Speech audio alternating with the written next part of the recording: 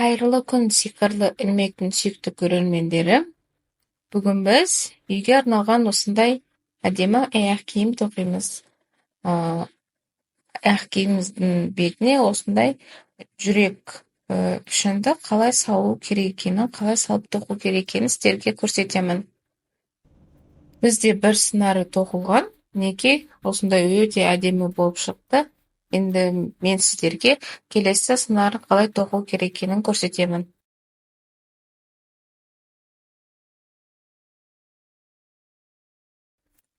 Ал енді бізге керек осындай табан. Бұл табан кез келген табандар сататын дүкенде сатылады. Алды жағы велюр беті. Одан кейін бізге бұл жерде иран жібі керек. Қара түсі және қызыл түсі. Бұны біз екі қабаттап тоқимыз. Және қызыл түсі. Бұны да екі қабаттап тоқимыз. Және осындай ілмек. Ілмектің екінші өлшемімен тоқимыз және қайшы. Ал енді тоқуымызды бастайық.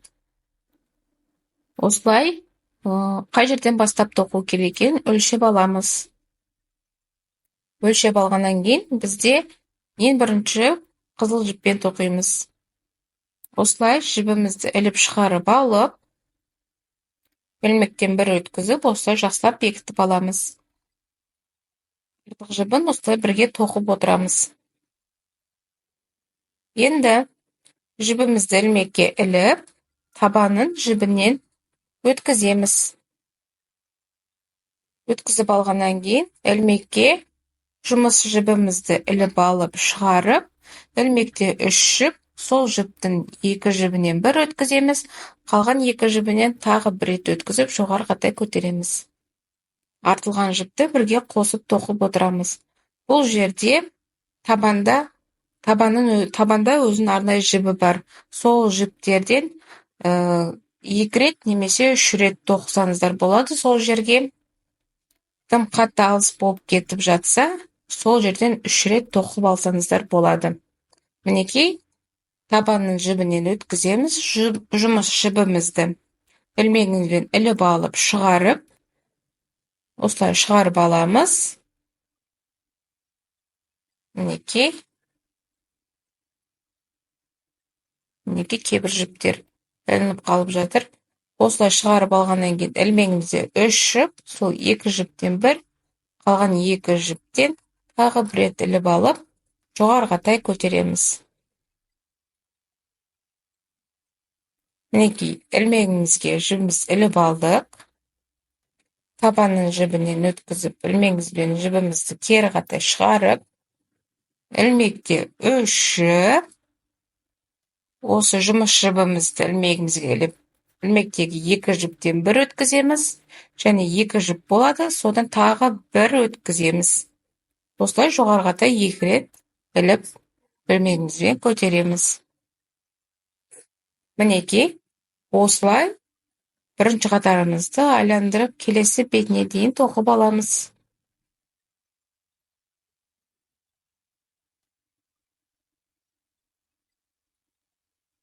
Мінекей, іліп шығардық. 1 және 2 рет іліп жоғары қарай көтердік. Артық жібімізді арасына бірге қосып тоқып отырамыз. Іліп шығардық. 1 және 2.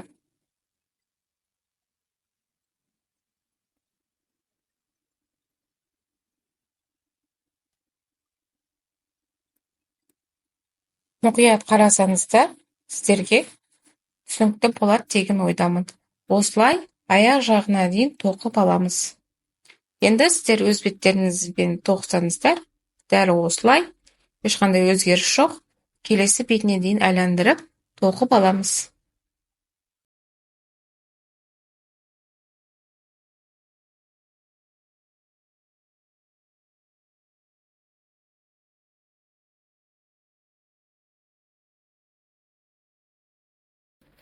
Осы жерді айта кетерім, осылай тоқып келе жатып, әрбір табан жібінен 2 рет өткізесіздер, және осылай бұрылыс жағына келген кезде осы жерден 3 рет іліп алып тоқысаңыздар болады.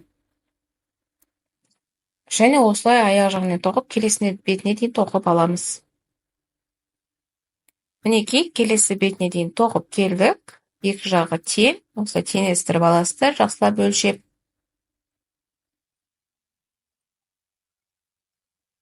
Енді жібімізді осылай ілмегімізге бір рет іліп аламыз.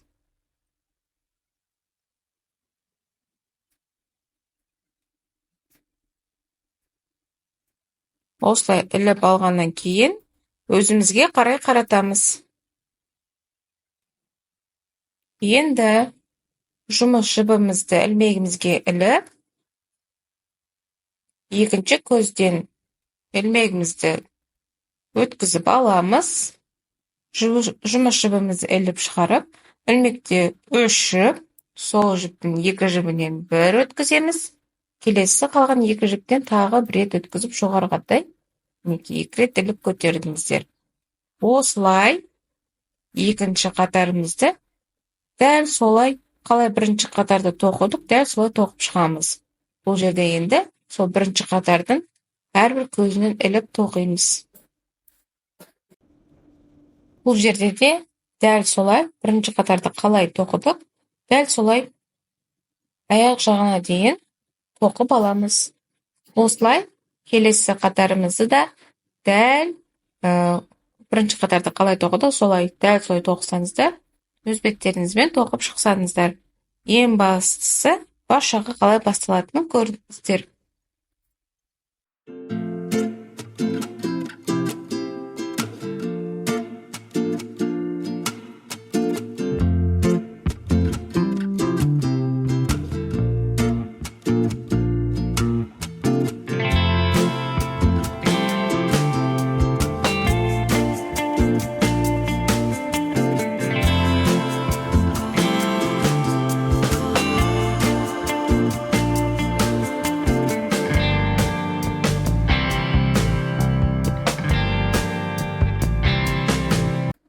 Ал мінекей, екінші қатарымыздың аяқ жағына дейін тоқып алдық.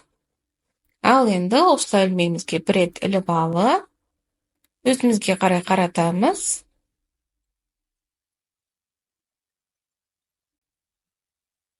Енді осы жерде үшінші қатарымызды тоқимыз.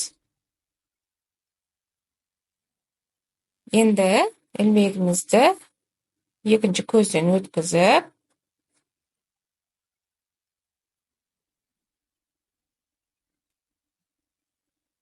жібімізді іліп шығарып, мінекей, ілмекте 2 жіптен бір рет қана өткіземіз. Осылай үшінші қатарымызды тоқып шығамыз. Осылай аяқ жағына дейін тоқып аласыздар.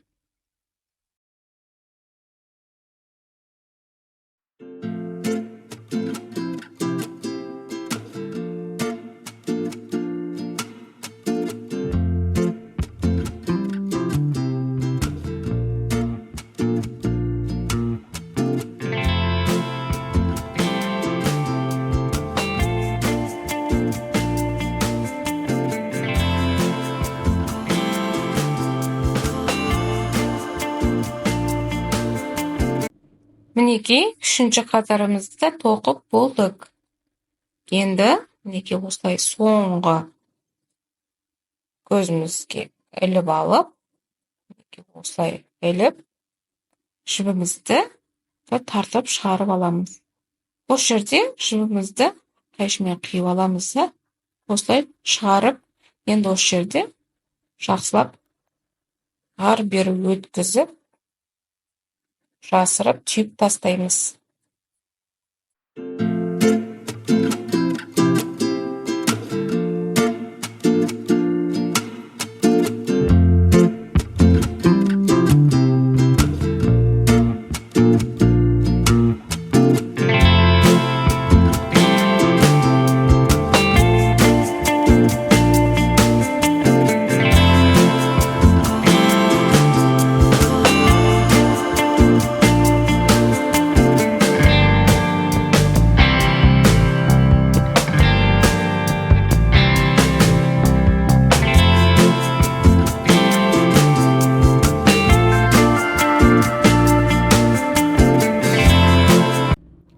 енді бет жағын тоқуды бастаймыз. Ең маңызды сәтке келдік.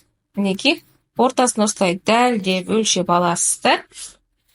Өлшеген көзден бастап, мінекей, 8 көз санайсыздар. 8-ші көзден ілмегімізді өткізіп, жібімізді іліп шығарамыз. Бұл жерде біз қызыл жіптен бастаймыз. Осылай жібімізді шығарып, мінекей, бірінші жақсылап осылай түйіп бекітіп аламыз. Ортаға бір көз тастап, мінекей, бірінші көзді тастап, ілмегімізге жібімізді іліп алдық. Ортаға бір көз тастап, екінші көзден ілмегімізді іліп шығарып, жұмыс жібімізді іліп алып, керісінше шығарып, ілмекте 3 жіп, сол 2 жіптен 1, келесі 2 жіптен 1 іліп аламыз. Артық жібімізді бірге іліп, қосып тоқып отырамыз. Дәл солай, сол жерге тағы екінші рет осылай ілмегімізді өткізіп, 1-2 рет осылай іліп аламыз. Бір көзге 2 рет осылай тоқимыз. Енді келесі ортаға бір көз тастап, келесі көзден, мінекей, осылай келесі көзден тоқимыз.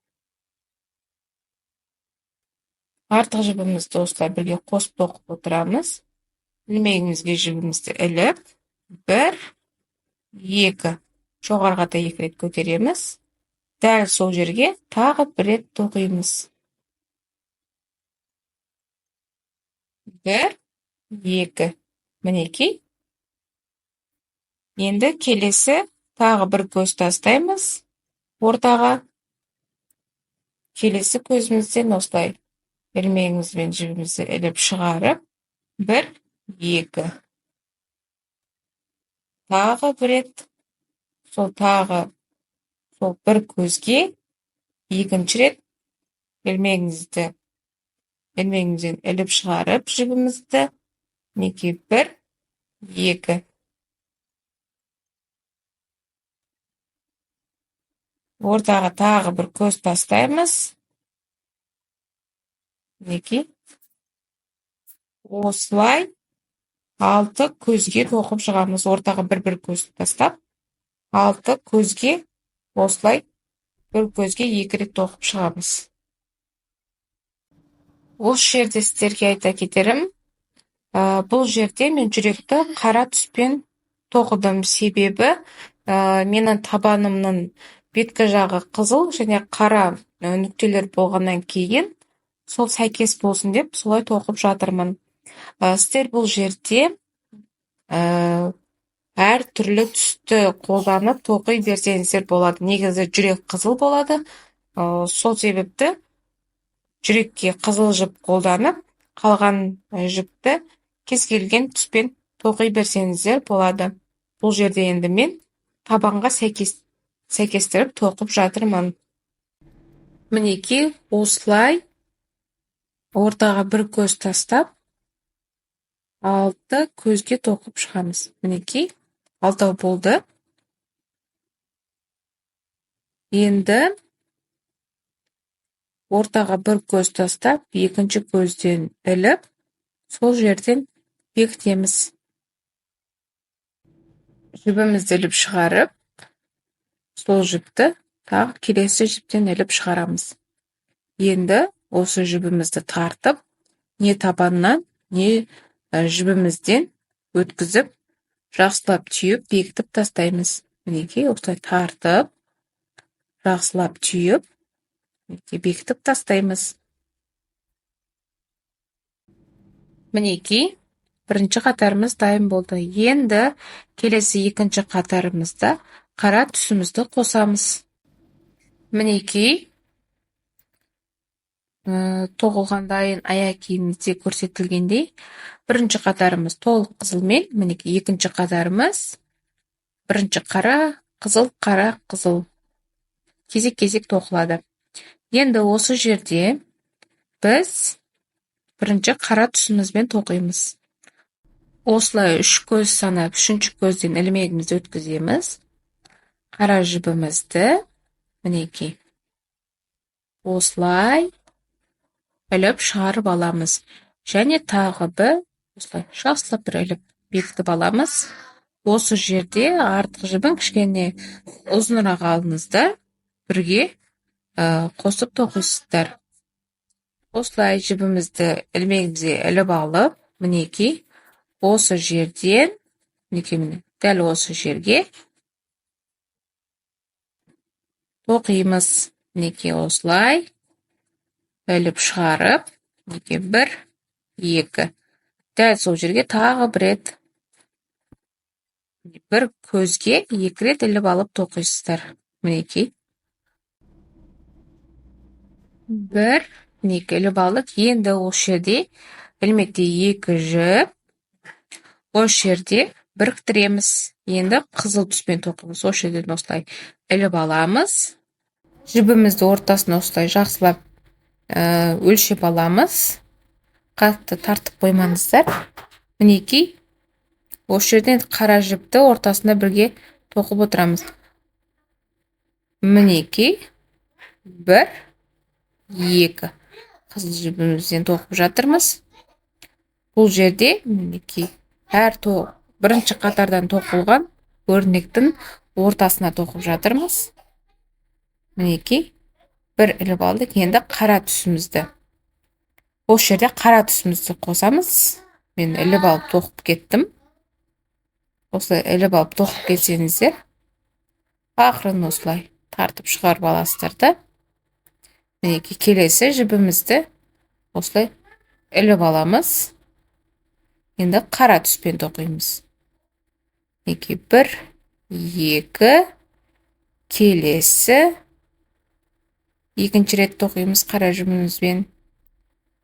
Дәл сол бір көзге 1. Енді келесі қызыл жібімізді қосамыз. Мінекей, қызыл жібімізді қостық. 1, 2. Мінекей, қызыл жіп. Енді қара жібімізді, өздеріңіз көріп отырғандай, осылай біріктіреміз. 2 жіпті осылай біріктіріп тоқимыз. Мінекей, қызыл жіп. Енді қызыл жібімізбен тоқимыз.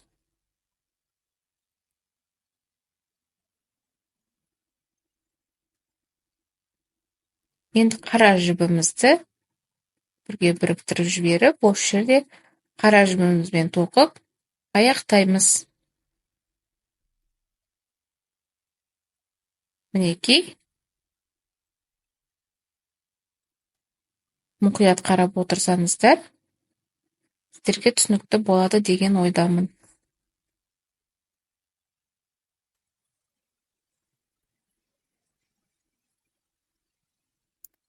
Мінекей, басында қанша қатардан санап бастадық, дәл солай аяқтаймыз. 3 қатардан 3 көз санап, 3-ші көзден бастадық. Осы жерде де 3 көз санап, 3-ші көзден іліп аламыз осылай. Ортада қызыл жібіміз қалады. Мінекей, енді ілмектегі бірінші жіпті екінші жібімізден осылай өткіземіз. Мінекей, қара жібімізді жақсылап тартамыз және табаннан өткіземіз. Осылай табанымыздан өткізіп, ортада қызыл жібіміз қалады. Осылай қара жібімізді тартып, жақсылап түйіп, бекітіп аламыз. Мінекей, бізде екінші қатарымыз дайын. Енді 3-ші қатарымызды тоқуды бастаймыз. 1, 2, 3. 3-ші жерден ілмегімізді іліп, енді бұл жерде біз, мінекей, мына жерде сызбасын сызып қойдым. 3-ші қатарымыз толықтай қара жіппен тоқылады. Мінекей. Және 4-ші қатарымыз тек қызыл жіппен ғана тоқылады. Ал енді келесі үшінші қатарымыз тек қара жіппен ғана тоқылады. Үшінші қатарымызды толық қара жіппен тоқып шығамыз. Мінекей осылай жібімізді іліп жақсылап бекітеміз. Және осы жерден бір іліп шығарып, екі рет көтереміз.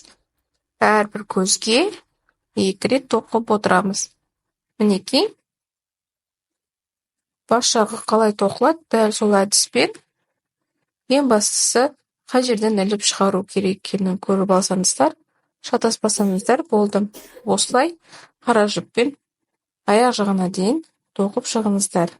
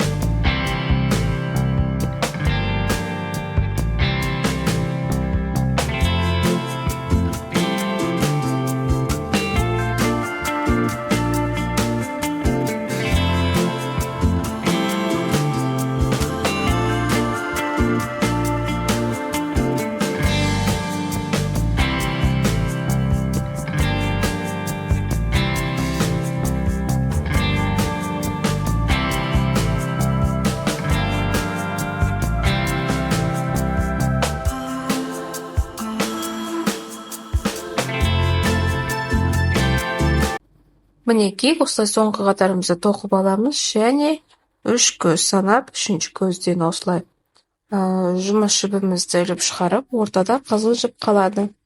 Осылай шығарып аламыз, және осы жібімізді тартып, табаннан өткізіп, жақсылап түйіп аламыз.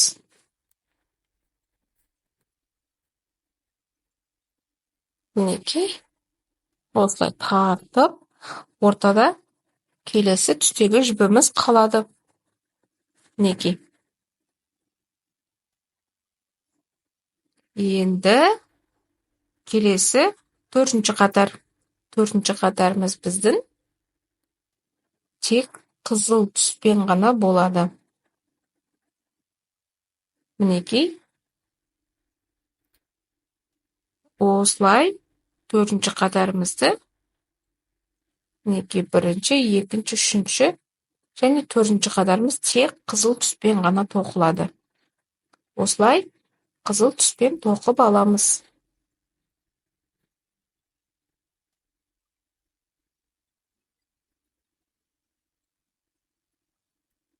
Үш көз санап, мінекей қызыл жіпімізді осылай іліп аламыз.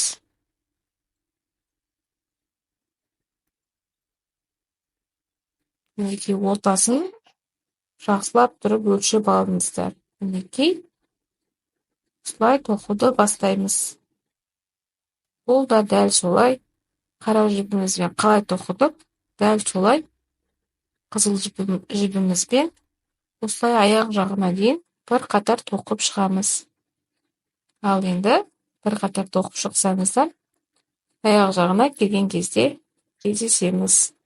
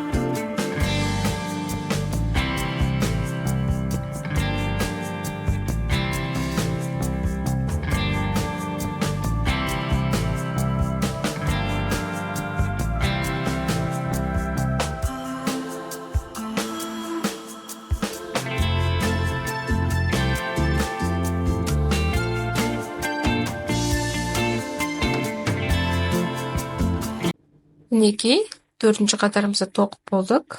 3 көз санап, 3-ші көзден осылай жұмыс жібімізді үйлеп шығарып аламыз. Ортада келесі түстегі жібіміз қалады. Мінекей, осылай тартып шығарып алсаңыздар болады. Менің қызыл жібім бітіп қалды. Сол себепті осылай тартып шығара салдым. Мінекей, міндетті түрде осылай жақсылап тартып, түзеп отырыңыздар. Бірақ қатты тартуға болмайды. Енді 5-ші қатарымызды тоқимыз. Енді 5-ші қатарымызды тоқуды бастаймыз. Бұл жерде біздің 5-ші қатарымыз 1-ші қара, одан кейін 2 рет қызыл, қара, 2 рет қызыл, қара, 2 рет қызыл, және қарамен аяқтайды екенбіз. Ал енді 5-ші қатарымызды тоқуды бастаймыз. 3 көз санап, мінекей 3-ші көзден іліп аламыз. Енді мінекей бұл жерде 1-ші қара түс. Сол себепті қара жібімізді осылай іліп шығарып аламыз. Мінекей ортасын жақсылап тұрып, дәлдеп тұрып осылай белгілеп аласыздар. Мінекей бір іліп алып, тоқуды бастаймыз. Мінекей шет жағынан іліп алып, 1, 2. Дәл сол жерге тағы 1 рет. 1. Енді қызыл жіпті қосамыз. Мінекей қызыл жібімізді қосып, келесі 2 қатарды қызыл жіп қылып тоқимыз. Мінекей ортасын жақсылап тұрып, мінекей жіпті қатты тартып қоймаңыздар. 1, 2. Қара жібімізді сәл тартып қоямыз.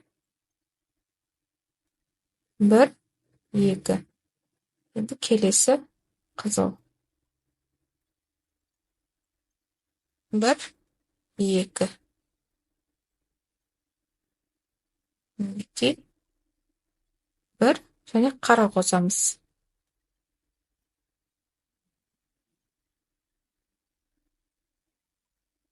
Мінекей бір қатарымыз қара түстегі жіппен тоқылады. Осылай қарамен тоқимыз. Мінекей осылай қара, енді келесі 2 қатарымыз қызыл, қара, 2 қатарымыз қызыл, одан кейін қара түспен аяқталады. Осылай аяғына дейін тоқып алсаңыздар.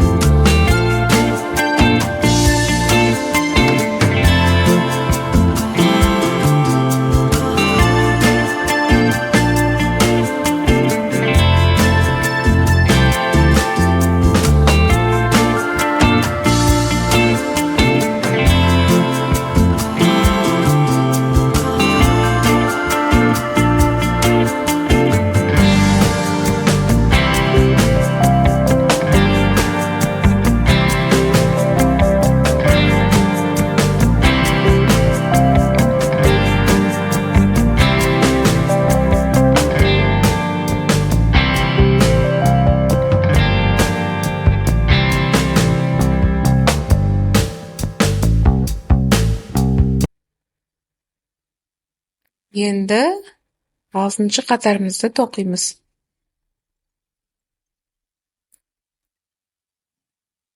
5-ші қатарымызды тоқып болдық. Енді 6-шы қатарымызды тоқуды бастаймыз. Мінекей.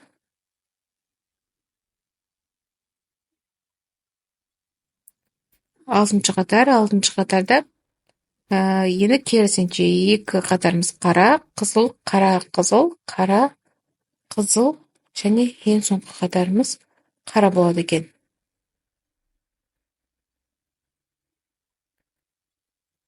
Мінекей, 3-ке санаймыз. Және осы жерде біз қара жібімізді іліп аламыз. Осылай қара жібімізді іліп алып, мінекей, бұл жерде енді біз 2 қатарымыз қара, 3-ші қатарымыз қызыл, 4-ші, 5-ші қатарымыз қара болады. Мінекей, осылай ортасын жақсылап өлшеп аласыздар. Қатты тартып қойсаңыздар, аяқ киімдеріңіз дұрыс шықпай қалады. Мінекей, іліп алып, 1, 2 рет жоғарыға көтереміз. Мінекей, біздің осылай 2 қатарымыз қара жіппен тоқылады.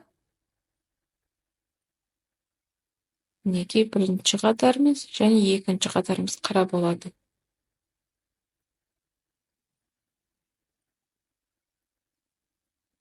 Мінекей, 1 және қызылды қосамыз. Мінекей, осылай қызылымызды қосамыз және қызыл жіппен тоқимыз. 1, 2 және тағы 1 рет сол 1 көзге тоқимыз. Және қара. Мінекей, осылай қазір 2 қатарымыз қара, қызыл, қара, қара және қызыл және 2 қатарымыз қара болып аяқталады. Осылай аяқ жағына дейін тоқып шықсаңыздар.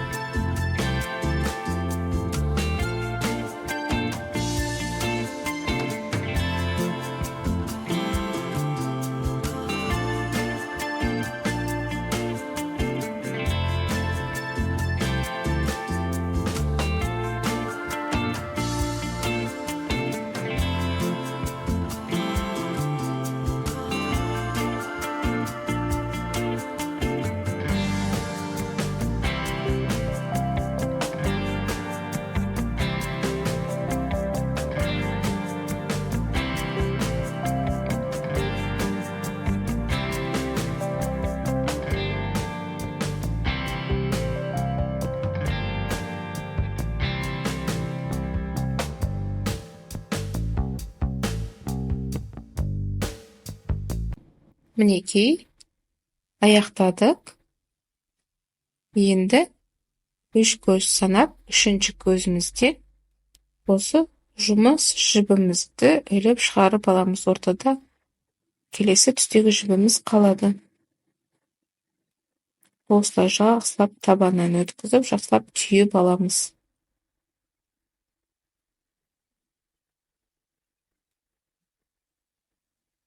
Мінекей осылай жібімізді тартып,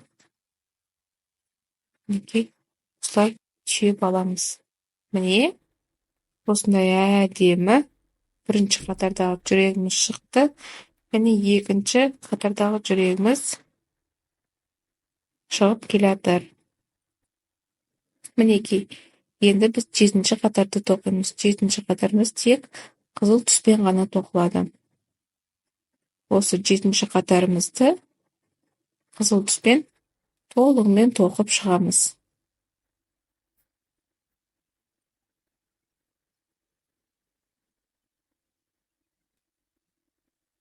Мінекей, осы жерде 3 көз санап, 3-ші көзімізден ілмегімізді өткізіп, қызыл жібімізді іліп шығарып аламыз.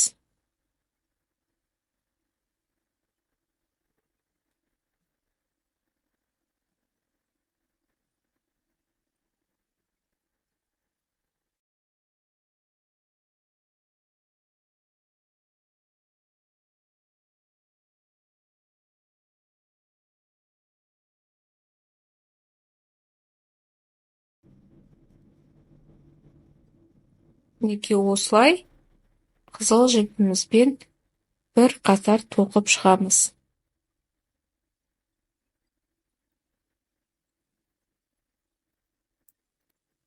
Осылай аяқ жағына дейін бір қатар тоқып шығасыздар.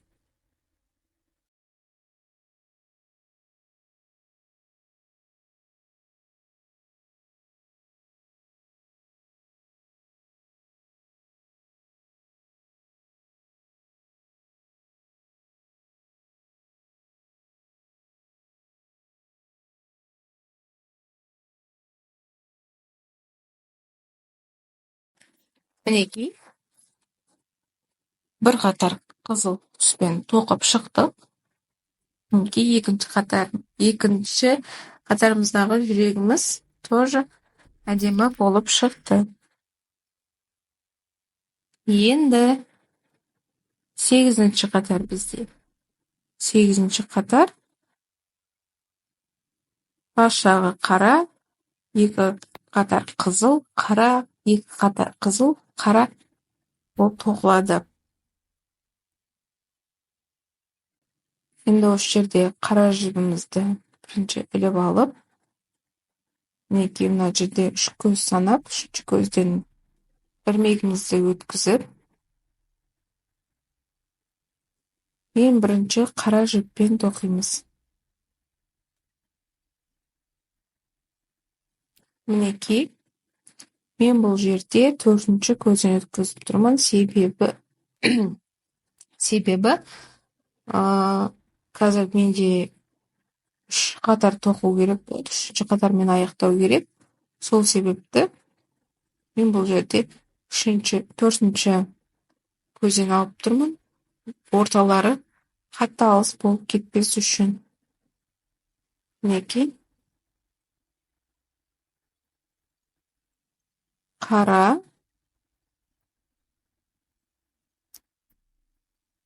бір, және осы жерде тоқтап, қызылды қосамыз. 2 қатар қызыл жібімізбен тоқимыз.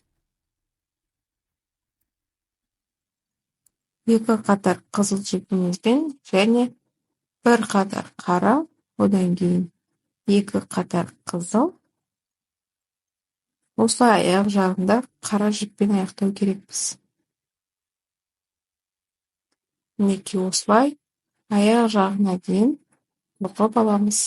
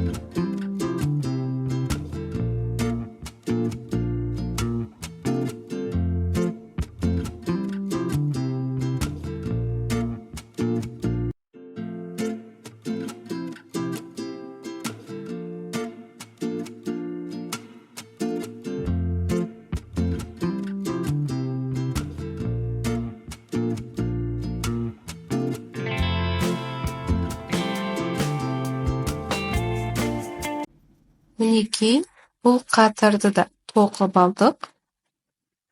Ендігі біздің қатарымыз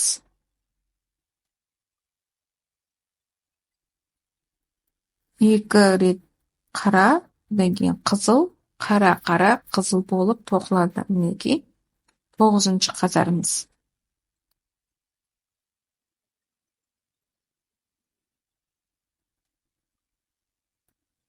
Мінекей, қара жіппен бастаймыз.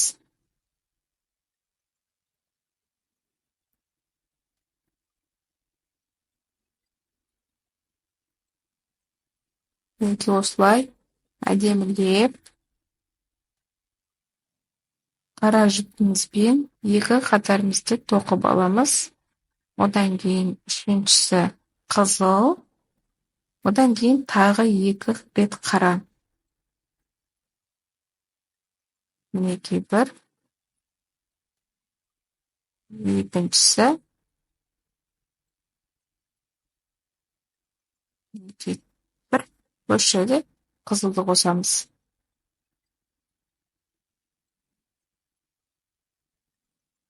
Бұл жерде бізде қызыл 1 қатар ғана тоқылады. Одан кейін 2 қатар қайтадан қара жіп.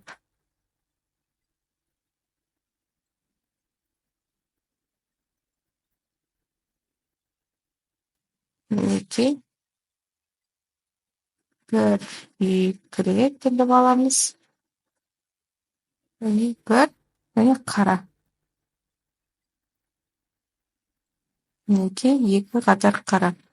Осылай аяқ жағына дейін тоқып аласыздар. 2 қатар қызыл, одан кейін 2 қатар қара, одан кейін қызыл, 1 қатар, 2 қатар қара, одан кейін қызыл, және ең соңғысы 2 қатар қарамен аяқталады.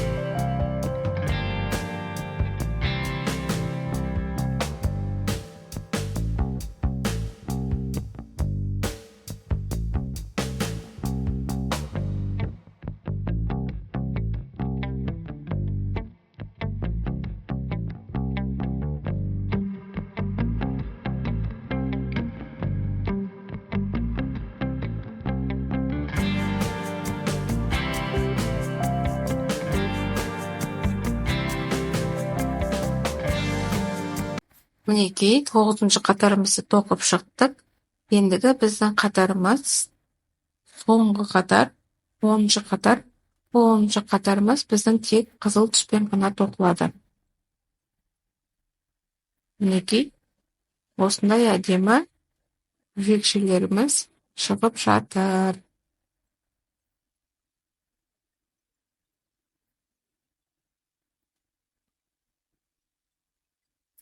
Енді тек қызыл жіппен ғана тоқимыз. Осы жерде біз қара жіпімізбен тоқуымызды аяқтаймыз. Сол себепті қара жіпті қиып тастасаңыздар болады. Қара жібімізді қиып алғаннан кейін, қара түсті қай жерден тоқыдық, сол жерге ары-бері өткізіп жасырып, түйіп тастайсыздар. Мінекей, қызыл жіппен осылай бір қатар тоқып, аяқ жағына дейін тоқып, сол жерден жақсылап түйіп, соңғы қатарларыңызды аяқтайсыздар.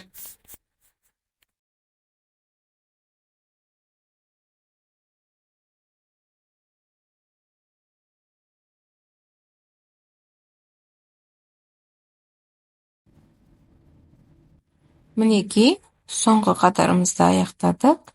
Енді осы жерде осылай жақсылап бір бекітіп тоқып шығамыз. Осылай бір қатар жүргізіп тоқып шығамыз. Осылай бір қатар тоқып шықсаңыздар, аяқтаған жерлеріңіз өте әдемі, бір қалыпты түп-түзу болады. Бұл жерде мен бір қатар емес, екі қатар жүргізіп тоқыдым. Себебі екі қатар тоқыған кезде өте әдемі көрінді. Сол себепті екі қатар тоқыдым. Сіздер өздеріңіз қалауларыңыз бір қатар немесе екі қатар тоқысаңыздар болады. Мінекей, бұл бізде бірінші қатарымызды тоқып жатырмыз. Осылай,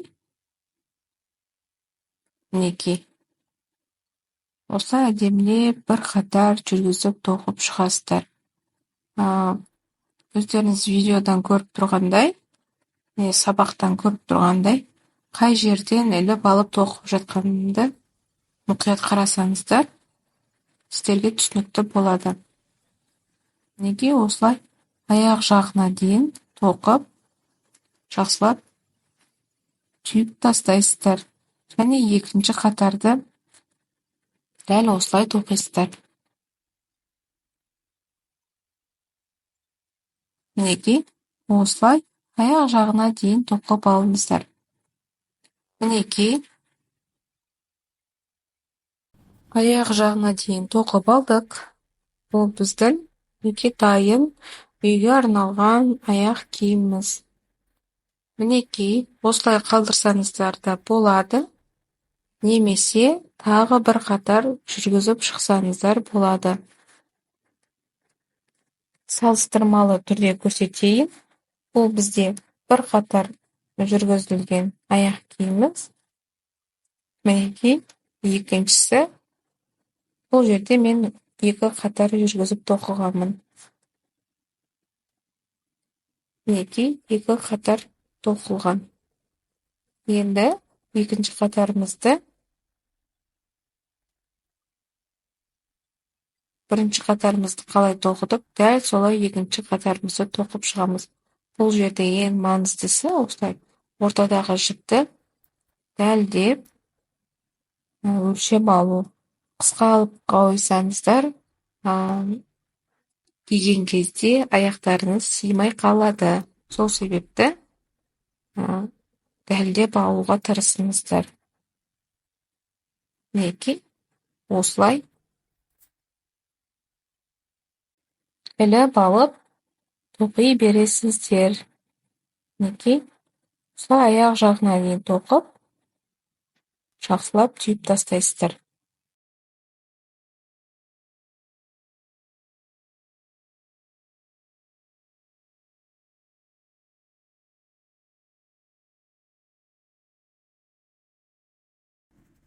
Мінекей, тоқып біттік. Аяқ жағын осылай кесіп тастадық, артық жібімізді. Мінекей осылай іліп алып,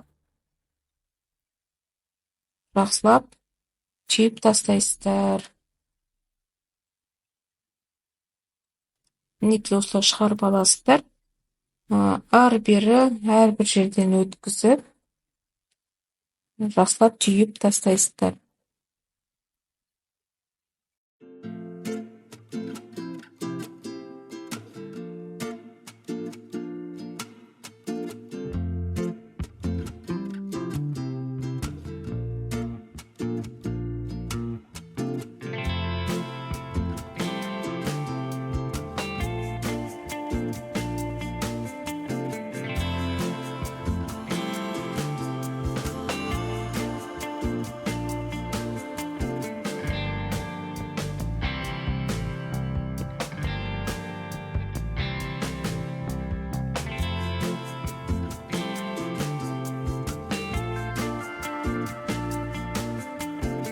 Мінекей, осымен біздің бүгінгі сабағымыз аяқталды.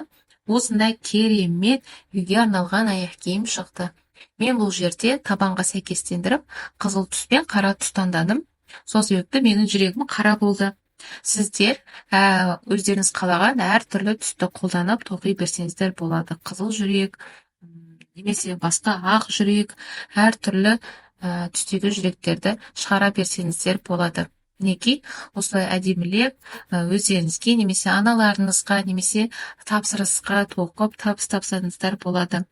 Осымен біздің бүгінгі сабағымыз аяқталды. Арнаға тіркелмеген болсаңыздар, міндетті түрде тіркеліп қойыңыздар. Сұрақтарыңыз болса, төменге қалдырыңыздар. Мен сіздерге міндетті түрде жауап беремін. Түсінбеген жерлеріңіз болса, тоқымаға қатысты таныстарыңыз болса, міндетті түрде осы видеоны жіберуді ұмытпаңыздар. Келесі сабағымызда кездескенше.